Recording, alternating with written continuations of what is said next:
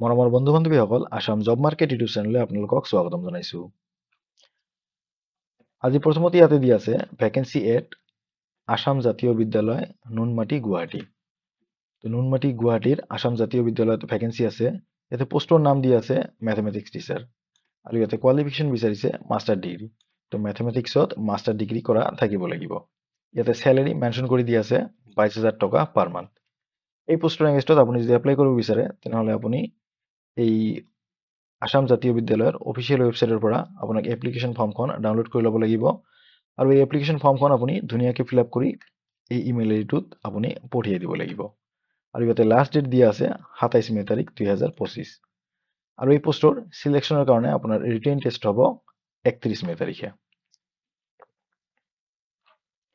Next ইয়াতে দিয়া আছে required faculty for electrical, mechanical আৰু কম্পিউটাৰ। তো এই তিনিটা ছাবজেক্টৰ কাৰণে ফেকাল্টি লাগে। ইয়াতে কোৱালিফিকেশ্যন বিচাৰিছে ডিপ্ল'মা বা বিটেক। নেক্সট ইয়াতে আৰু দুটা পোষ্ট দিয়া আছে একাডেমিক কাউন্সিলৰ আৰু অফিচ বয়। একাডেমিক কাউন্সিলৰ পোষ্টৰ কাৰণে ইয়াতে কোৱালিফিকেশ্যন বিচাৰিছে গ্ৰেজুৱেট আৰু অফিচ বয় পোষ্টৰ কাৰণে ইয়াতে কোৱালিফিকেশ্যন লাগিব ক্লাছ 8 পাছ। এই পোষ্টবোৰৰ এগেইনষ্টত আপুনি যদি এপ্লাই কৰিব বিচাৰে তেনেহ'লে আপুনি এই ইমেইল আইডিটোৰ থ্ৰুৱেদি কণ্টেক্ট কৰি ল'ব পাৰিব আৰু নহ'লে এই ফোন নম্বৰটোত কণ্টেক্ট কৰি আপুনি বাকী ডিটেইলছবোৰ জানি ল'ব পাৰিব।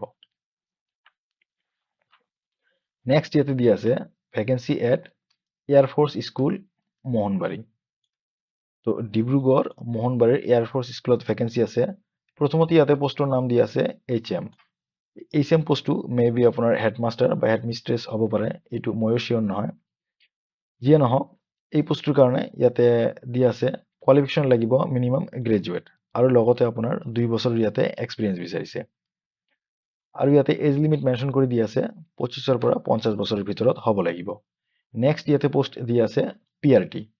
তো প্ৰাইমেৰী টিচাৰৰ পোষ্ট ইয়াতে খালী আছে আৰু এই পোষ্টটোৰ কাৰণে ইয়াতে কোৱালিফিকেশ্যন বিচাৰিছে BEd বা BLEd আৰু ব্ৰিজ কোৰ্চ আপোনাৰ কৰা থাকিব লাগিব। আৰু ইয়াতে এজ লিমিট মেনশ্যন কৰি দিয়া আছে 21 বছৰৰ পৰা 50 বছৰৰ ভিতৰত হ'ব লাগিব। নেক্সট আৰু এটা পোষ্ট ইয়াতে দিয়া আছে NTT।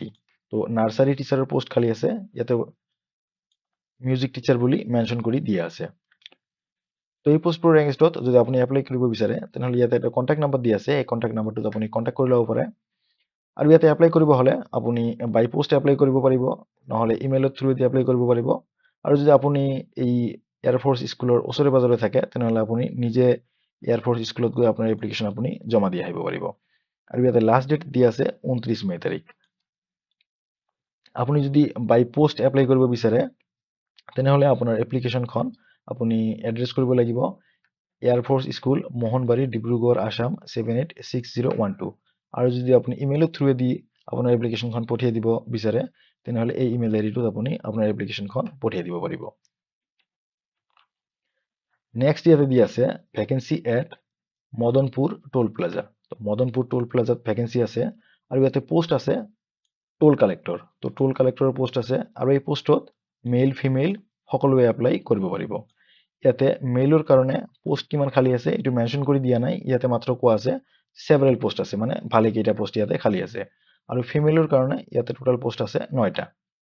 আৰু ইয়াতে কোৱালিফিকেশ্যন বিচাৰিছে আপোনাৰ হায়াৰ ছেকেণ্ডেৰী পাছ। তো ক্লাছ 12 পাছ কৰা থাকিলে আপুনি এই পোষ্টৰ এগেইনষ্টত এপ্লাই কৰিব পাৰিব।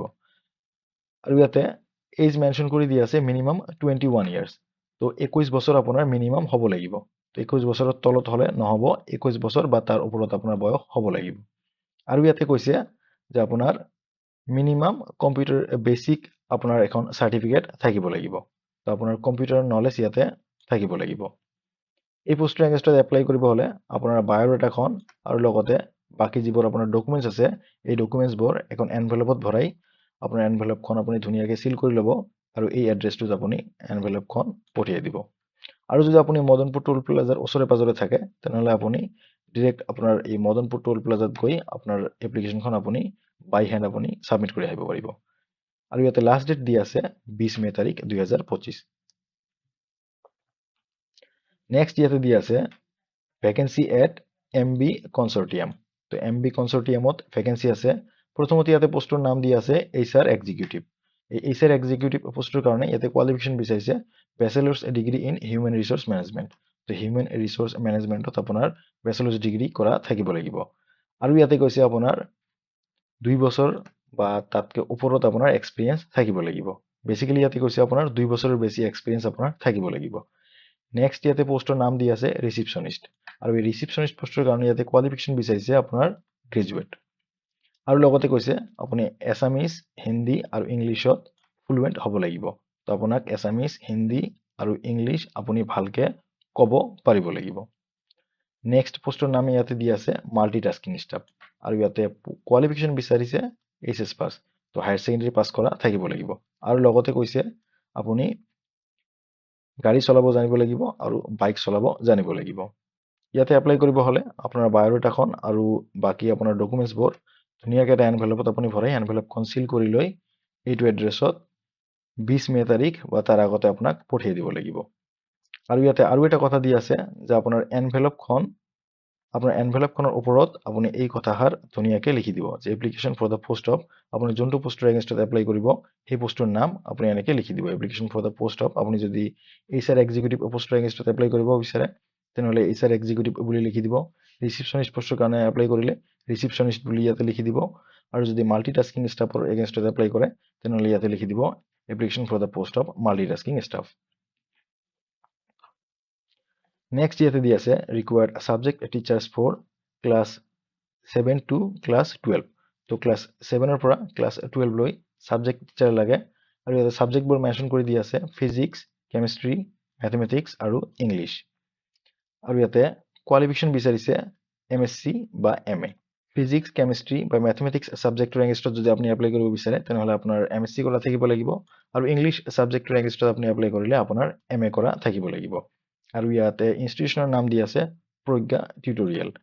প্ৰজ্ঞা টিউটৰিয়েলত ভেকেঞ্চি আছে, আৰু ইয়াতে এপ্লাই কৰিব হ'লে আপোনাৰ ৰেজিউমেখন আপুনি হোৱাটছএপৰ থ্ৰুৱেদি এই নম্বৰটোত পঠিয়াই দিব লাগিব। নেক্সট ইয়াতে কৈছে vacancy at new generation diagnostic Bhangagarh. তো ভাঙাগড়ৰ নিউ জেনেৰেশ্যন ডায়েগনষ্টিকত ভেকেঞ্চি আছে।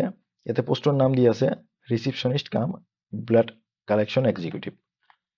আৰু ইয়াতে এপ্লাই কৰিব হ'লে আপুনি এই কণ্টেক্ট নম্বৰটোত কণ্টেক্ট কৰি বাকী ডিটেইলছবোৰ জানি লৈ এপ্লাই কৰিব পাৰিব। নেক্সট ইয়াতে দি আছে vacancy for teachers at Ayush senior secondary school Kaliabor. তো কলিয়াবৰৰ আয়ুষ ছিনিয়ৰ ছেকেণ্ডাৰী স্কুলত টিচাৰৰ ভেকেঞ্চি আছে।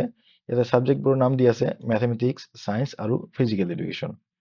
কোৱালিফিকেশ্যন বিচাৰিছে ইয়াতে MSc ইন মেথমেটিক্স। তো আপুনি যদি মেথমেটিক্স ছাবজেক্টৰ এগেইনষ্টত এপ্লাই কৰিব বিচাৰে তেনেহ'লে আপোনাৰ মেথছত MSc কৰা থাকিব লাগিব, আৰু বাকী ছাবজেক্টবোৰৰ এগেইনষ্টত এপ্লাই কৰিলে আপোনাৰ যিকোনো ছাবজেক্টত MSc কৰা থাকিব লাগিব, আৰু লগতে BPET বা MPET কৰা থাকিব লাগিব।